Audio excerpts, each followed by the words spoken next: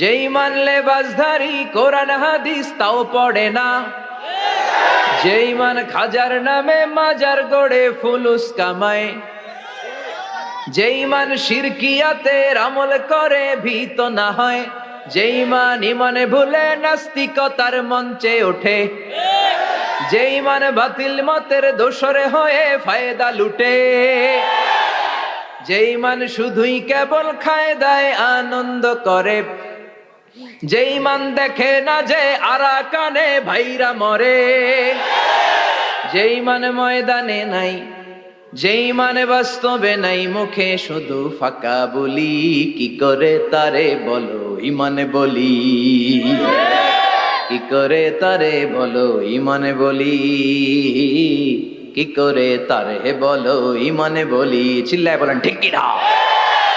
ইমানে পার্থক্য আছে।